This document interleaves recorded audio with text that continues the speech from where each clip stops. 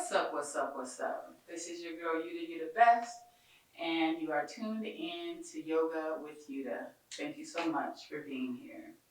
So in the last video, we did the sun salutations, and again, especially for a beginner, there's absolutely positively nothing wrong with doing that sequence 6 to 9 times or 6 to 10 times, 6 to however many times you would like to do it. If you're going to do it by yourself. If you want to combine that with the Sivananda sequence, which is what I'm going to be showing you in this video, you can cut back to maybe 4 sun salutations and the Sivananda sequence. So yeah, my understanding is that in ancient, maybe not ancient, I don't know what time period is considered ancient, but a long time ago when yogis were practicing, they would start their day with the sun salutations and the Sivananda sequence. And again, the 4 or so sun salutations combined with the Sivananda sequence is believed to be all that a person ever needs to do in order to keep the body in shape for your entire life. Our bodies don't have to break down. That is something that happens here in the West because we eat really bad food, and at some point most of us are convinced to take a bunch of pharmaceuticals that the body doesn't really know what to do with. But we don't have to break down. Keep your body moving and it will run you 120 years if you needed to. But anyway, so again, sun salutations was the last video. And now we're going to do the Sivananda sequence, which is very disjointed. There's no flow at all to the Sivananda sequence, but I can tell you from practice that it is very potent. And the first move in the Sivananda sequence is headstand. So we have warmed our body up in general by doing at least a few sun salutations before we get to this point. Now headstand, there are several variations. Or ways to start. You don't have to be prepared to go into full handstand. The first thing we do is we kind of lace our fingers together and we create a triangular base with our forearms. And we're not really, our goal is to not put too much weight on the head, but to actually keep all of the weight on the forearms. So we drop the crown of our skull in between our hands, and we lift up on the toes and walk our toes as close to our face as we can get. We want to have a very straight back, and this in and of itself is a great place to start. If you're brave, you can continue walking and your feet will just eventually come off the mat.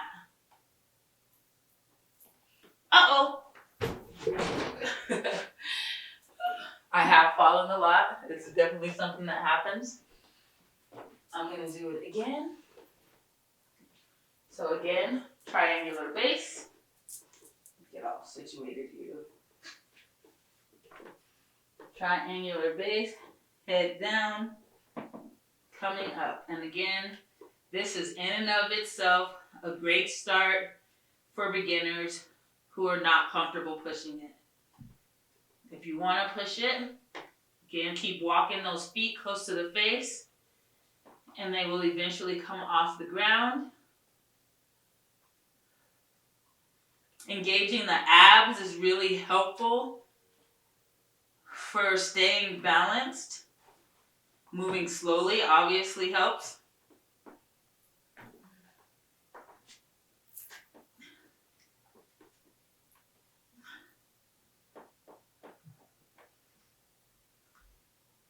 And maybe I'm just not going to have a lot of balance today.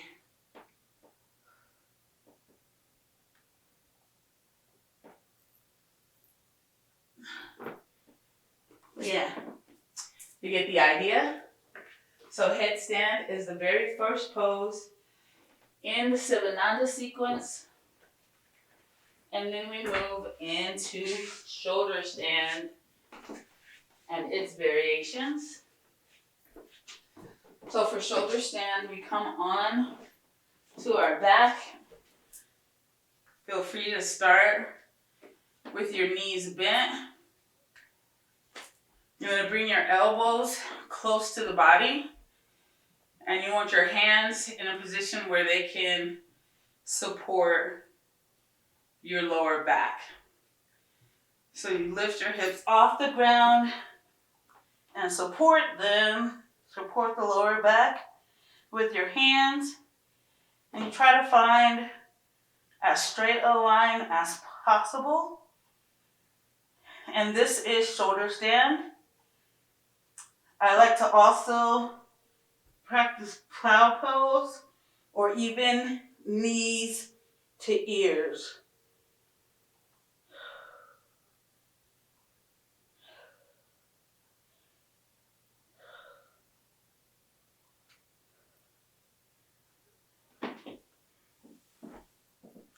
When you're doing shoulder stands, you want to make sure that your head stays stationary. You do not want that kind of weight on your neck and to be moving your head around. You want to keep your head straight. So the counter pose, or the pose that comes after shoulder stand, is fish pose. So some people will really bring all of their forearms beneath their body. I still identify as a bigger person than I am. And so I don't do that. I just barely tuck my forearms beneath the hips. Ultimately, the goal is just to stabilize the shoulders. Go ahead and connect to your breath. And when you're ready, on an inhale, lift the heart off the floor and gently, just barely touch the top of the head to the mat. This is a wonderful, wonderful heart opener, and obviously a great counter pose for shoulder stand, where we've just really stretched our neck in the opposite direction. Breathing into the heart, or whatever part of the body might be calling for the attention. When you're ready to come out of this, you can just gently let yourself down. I generally like to come up.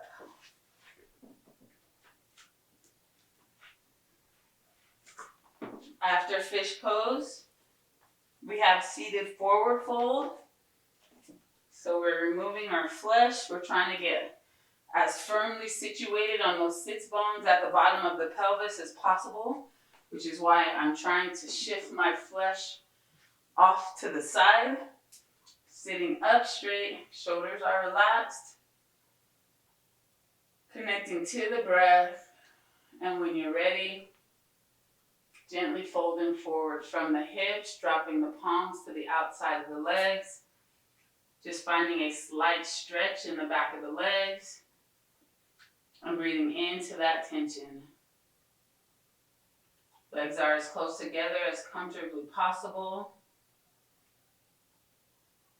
After a few breaths, you might find that you can fold forward more. Feel free to do that or not. Again, the slightest stretch combined with a deep breath is really wonderful medicine. Continuing to breathe deeply into the back of the legs or whatever part of the body is calling for the attention. Let's take maybe 3 more deep breaths here.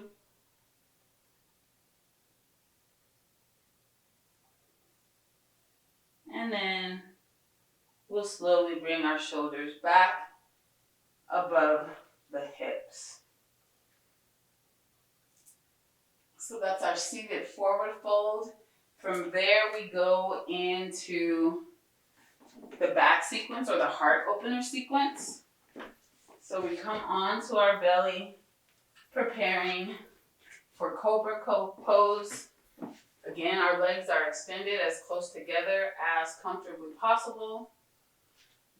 Our palms are just outside of our chest,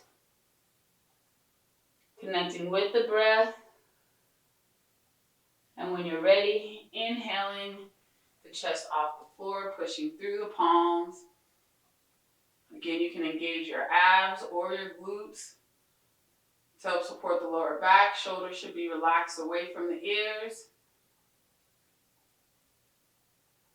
Breathing into the lower back. Gently releasing down. And preparing for locust pose.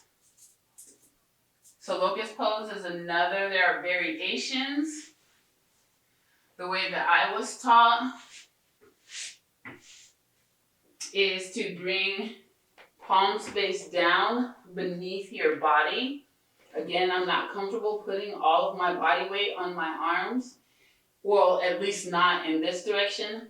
I actually bring my arms beneath my body, kind of in the crease of the thigh, and I stack my palms on top of each other. And so the palm on top is kind of cupping the pelvis. You want to keep your chin as close to the mat as comfortably possible. And when you're ready, inhale the legs off the floor. Glutes can be engaged. Breathing deeply.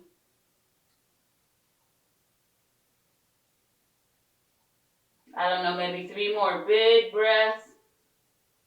And then gently release the legs down. And then the final pose in the heart opener or back bending series is bow pose. So we're grabbing the outside of the feet. We're trying to find a straight line from hips to knees. Breathing deeply. And when you're ready, kicking into the hands to bring the heart open. I'm sure if you watch or you see pictures online, you've seen some really intense versions of this. You probably may even have seen me do some really intense versions of this. But I've learned my lesson and I just open my heart. I don't kick as hard as I possibly can.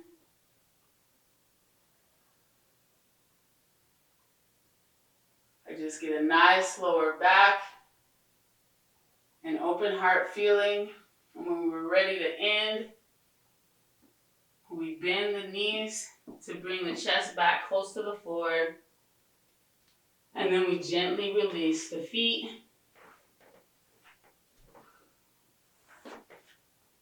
Sometimes I like to do tortoise pose or something else if my lower back is irritated. But the true Sivananda sequence skips directly from bow pose into half lord of the fish or Matsyendrasana.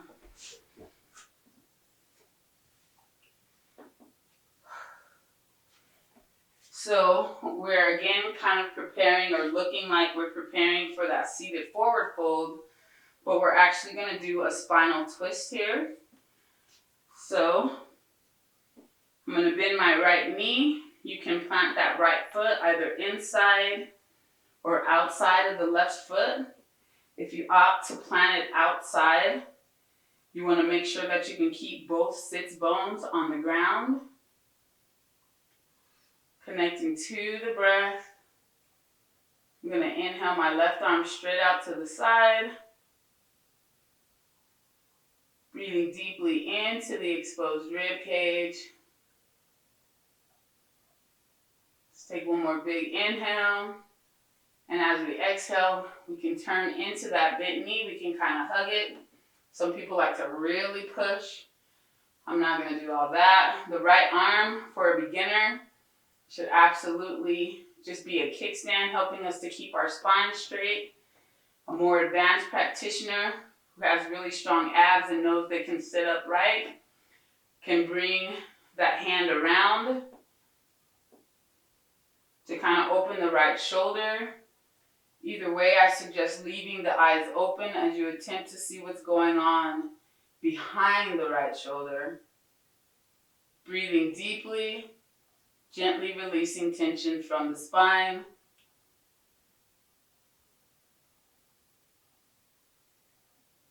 Let's take 3 more big breaths here.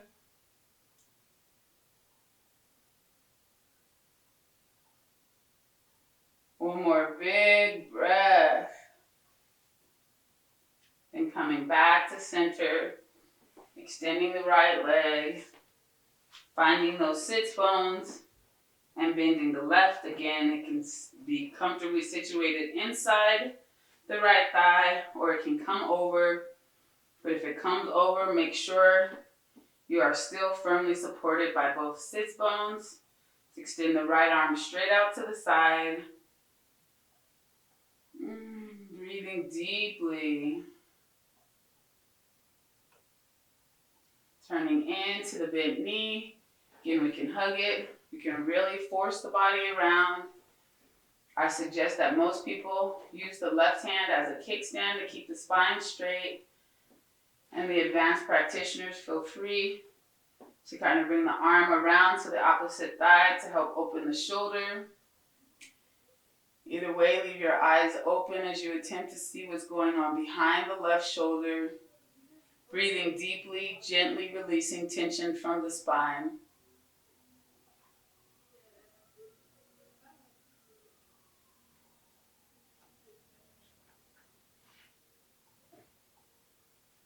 Three more big breaths.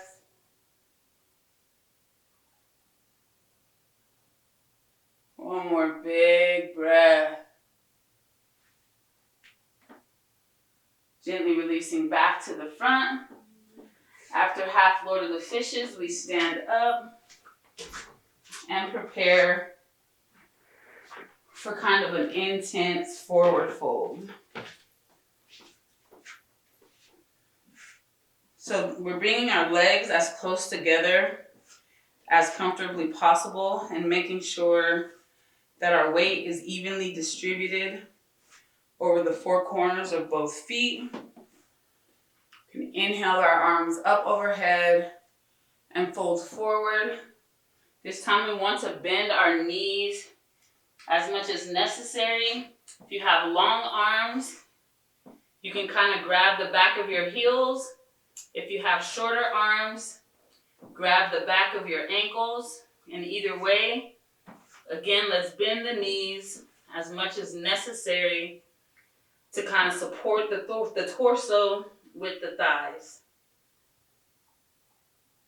We're breathing into the back of the legs, allowing our head to hang down. And this in and of itself is a really nice stretch. Feel free to just stay here.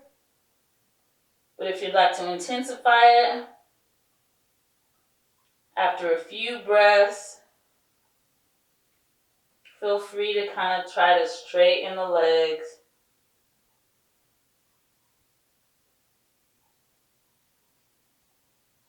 Breathing into the back of the legs.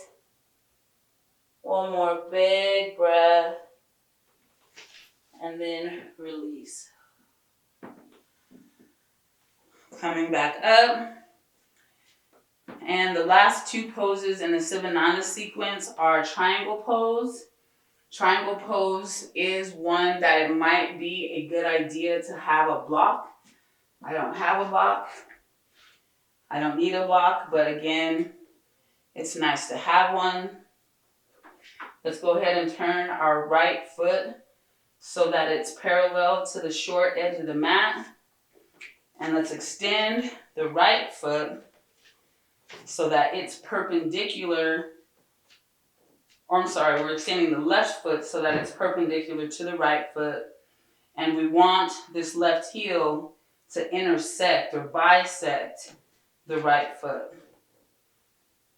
Then we want to be able to come parallel, bring our body and our hips parallel to the long edge of the mat. Getting in connection with the breath. And when we're ready, we want to stay as close to this straight line as possible. There are some practitioners that even suggest practicing triangle pose with your back to the wall so that you're not going forward or back too much. But what I do is just really try to keep this right hand as close to the leg as possible. And again, this for some folks would be a nice place to have a block to rest the hand on. I'm obviously not going to do that. I'm going to turn my head so I can look up at my right palm. Flexing the front quad can really help to release any tension that might be happening. The left quad can release tension in the left hamstring if you're feeling that. And again, just breathing deeply into the stretch. Maybe take a couple more big breaths. And then when you're ready, coming up and switching feet so that the left foot is now parallel to the back of the mat and the right foot is perpendicular to the left foot, the left heel or the right heel, bisecting the left foot, bringing our arms out straight, connecting to the breath, and again, dropping down, trying to stay as close to this straight line or plane of the body as possible. Looking up at the left hand. Again, if there's pressure or a lot of tension in the right hamstring, engaging the quadricep should help to release some of that tension. Either way, we're breathing deeply, looking up at the hand.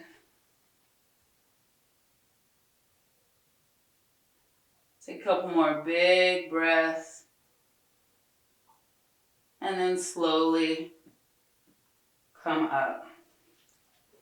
And that is the Sivananda sequence. So again, if you're going to do sun salutations alone, then I would suggest doing 6 to 9 of them a day. If you want to do your sun salutations and the Sivananda sequence, which is obviously a much more complete practice, I would suggest doing maybe at least like 4 sun salutations and then getting into the Sivananda sequence.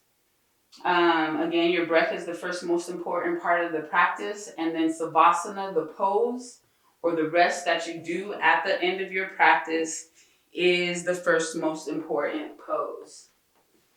So, for Savasana, ideally, we're lying back, our legs are extended, our heels are slightly wider than hip distance apart. Our toes are just kind of flopping open or doing whatever is natural based upon the alignment of our hips, knees, and ankles. Our arms are down by our side, palms face up. And we're completely relaxed, allowing all of the tension to leave the body and fall into the mat, remembering and understanding that on all levels, the more that we're able to relax, the more we can be supported. Now, for some people, lying here like this is not comfortable. It puts a big strain on the lower back. If you are one of those people, or if it happens at any point during your Savasana, feel free to bend the knees and plant the feet, and then kind of let the knees fall in on each other. And this is not ideal, but we got to take care of ourselves. And so this is a good second option for Savasana. I'm not going to record an entire Savasana session because ideally we should just be lying here in silence if you're not comfortable with silence. Again, there is a guided meditation a few videos back in my list of videos that is great to listen to while you are doing your Savasana. So either I would suggest doing a silent savasana for at least 7 minutes. Some folks say it's a good idea to get as much as 20 minutes. Again, silence is wonderful, and if you're not comfortable with that, feel free to tune in to my guided meditation earlier, or maybe just one of your favorite guided meditations from YouTube. Either way, this has been another episode of Yoga with Euda, in particular, the Sivananda sequence. Thank you so much for tuning in. I hope you found some peace during this practice. I love you.